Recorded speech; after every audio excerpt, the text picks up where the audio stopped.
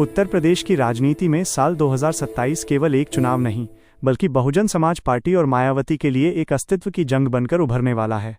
एक समय था जब उत्तर प्रदेश की सत्ता की चाबी मायावती के हाथ में होती थी और हाथी की चाल दिल्ली के सिंहासन को हिला देती थी। लेकिन पिछले एक दशक में बसपा के ग्राफ में जो गिरावट आई है, उसने राजनीति के जानकारों को सोचने पर मजबूर कर दिया है। 2027 के लिए मायावती की सबसे बड़ी चुनौती अपने उस कोर वोट बैंक को वापस पाने की है, जो धीरे धीरे भाजपा और अब कांग्रेस की ओर खिसक रहा है।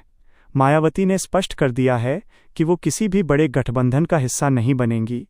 उनका तर्क है कि गठबंधन में शामिल होने से बसपा का कैडर वोट दूसरी पार्टियों की विचारधारा में घुल मिल जाता है, जिससे उनकी स्वतंत्र पहचान खत्म हो रही है। इस बार मायावती अपने भतीजे आकाश आनंद को आगे करके युवाओं को जोड़ने की कोशिश कर रही हैं। वे गांवों और कस्बों में कैडर कैंप फिर से शुरू कर रही हैं, ताकि अम्बेडकरवादी विचारधारा को नई पीढ़ी तक पहुंचाया जा सके। उनके लिए 400 सीटों पर चुनाव लड़ना केवल सत्ता पाने की कोशिश नहीं है, बल्कि ये साबित करने की चुनौती है कि बसपा अभी भी उत्तर प्रदेश की राजनीति का तीसरा और सबसे निर्णायक ध्रुव है। मायावती जानती हैं कि अगर 2027 में वे सम्मानजनक सीटें नहीं ला पाईं, तो पार्टी के कार्यकर्ताओं का मनोबल पूरी तरह टूट सकता है। इसलिए उन्होंने अपनी रणनीति में बदलाव करते हुए अब केवल रैलियों पर नहीं, बल्कि डोर टू डोर संपर्क और बूथ स्तर की कमेटियों पर ध्यान केंद्रित करना शुरू कर दिया है। 2027 का रण हाथी के लिए जीवन मरण का सवाल है, जहां एक तरफ खोई हुई प्रतिष्ठा है और दूसरी तरफ राजनीतिक हाशिए पर जाने का डर। दशकों तक उत्तर प्रदेश की राजनीति में अप्रासंगिक रहने के बाद कांग्रेस अब 2027 में एक नए आत्मविश्वास के साथ मैदान में उतरने को तैयार है। राहुल गांधी की भारत जोड़ो यात्रा और हालिया लोकसभा चुनावों में मिले अप्रत्याशित समर्थन ने कांग्रेस के हाथ में नई जान फूंक दी है। 2027 के लिए कांग्रेस की रणनीति बहुत स्पष्ट है। वे अब समाजवादी पार्टी के छोटे भाई की भूमिका से बाहर निकलकर खुद को भाजपा के मुख्य प्रतिद्वंद्वी के रूप में पेश करना चाहते हैं।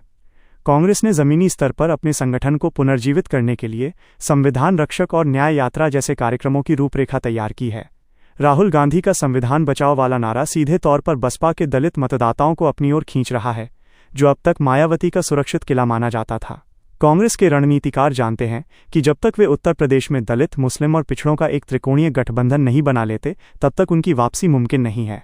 इसीलिए मल्लिकार्जुन खड़गे जैसे अनुभवी दलित चेहरे को राष्ट्रीय स्तर पर आगे रखकर कांग्रेस उत्तर प्रदेश के दलितों को ये संदेश दे रही है कि उनके पास अब एक राष्ट्रीय विकल्प मौजूद है। 2027 में कांग्रेस राज्य की सभी महत्वपूर्ण सीटों पर अपने उम्मीदवार उतारने की तैयारी कर रही है, भले ही इसके लिए उसे सपा के साथ सीटों के बंटवारे में कड़ा संघर्ष करना पड़े। कांग्रेस का मानना है कि उत्तर प्रदेश की जनता अब बदलाव चाहती है और हाथ का निशान उस बदलाव का प्रतीक बन सकता है। उनका लक्ष्य 2027 में केवल सीटें जीतना नहीं है, बल्कि अपनी उस पुरानी विरासत को वापस पाना है जो 1989 के बाद उनसे छिन गई थी। 2027 के चुनावों में सबसे बड़ा और दिलचस्प टकराव हाथी और हाथ के बीच होगा, जो सीधे तौर पर दलित समुदाय के नेतृत्व को लेकर है। मायावती ने हमेशा कांग्रेस पर यह आरोप लगाया है कि उसने दलितों को केवल हरिजन समझकर उनका शोषण किया और बाबा साहेब अम्बेडकर को उनका हक नहीं दिया। वहीं दूसरी ओर कांग्रेस अब ये नैरेटिव सेट कर रही है कि भाजपा के शासन में संविधान खतरे में है और मायावती की चुप्पी भाजपा को अप्रत्यक्ष रूप से मदद कर रही है। ये नैरेटिव वॉर 2027 में अपने चरम पर होगा। कांग्रेस का बढ़ता प्रभाव बसपा के लिए सबसे बड़ा खतरा है, क्योंकि दोनों का निशाना एक ही वोट बैंक पर है। मायावती को डर है कि अगर दलित मतदाता पूरी तरह से कांग्रेस की ओर मुड़ गए तो बसपा का आधार खत्म हो जाएगा। इसी डर को दूर करने के लिए मायावती अब कांग्रेस की पुरानी गलतियों का कच्चा चिट्ठा जनता के बीच ले जा रही हैं। वो याद दिला रही हैं कि कैसे कांग्रेस ने मंडल कमीशन की रिपोर्ट को दबाया था और कैसे उन्होंने कांशीराम के आंदोलन को रोकने की कोशिश की थी।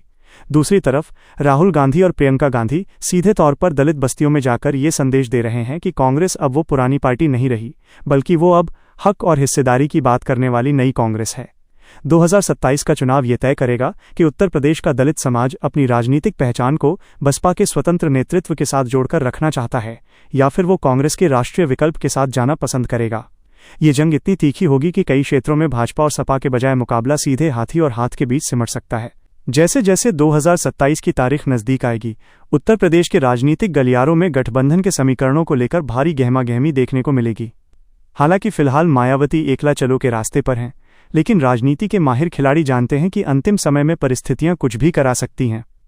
कांग्रेस की कोशिश होगी कि वो समाजवादी पार्टी के साथ मिलकर एक ऐसा महागठबंधन बनाए जिसमें बसपा के लिए भी जगह हो, ताकि भाजपा विरोधी वोट बंटने न पाएं।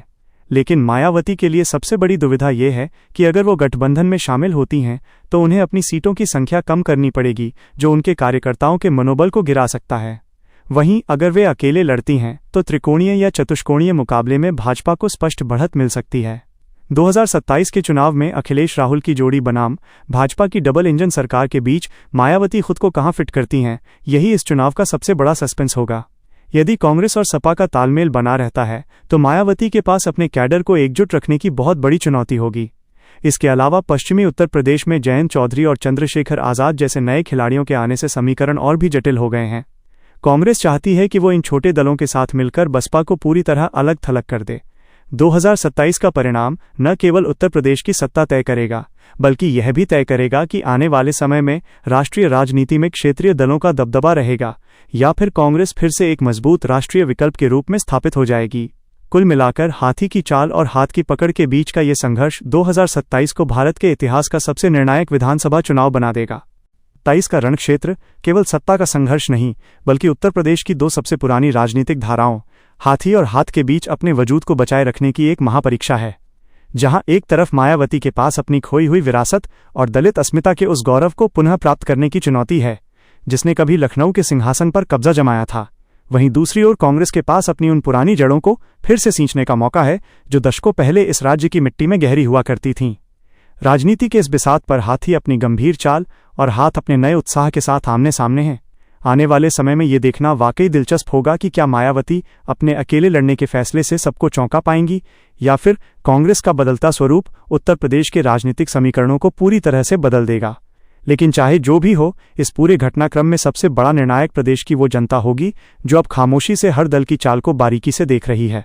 राजनीति की इन अनकही और दिलचस्प कहानियों के लिए बने रहिए हमारे साथ। तो दोस्तों, ये था हाथी और हाथ के बीच बदलते राजनीतिक समीकरणों का पूरा विश्लेषण। 2027 की इस लड़ाई में आपको क्या लगता है? क्या मायावती अपना किला बचा पाएंगी या कांग्रेस की वापसी होगी? अपनी राय हमें कमेंट बॉक्स में ज़रूर बताएं।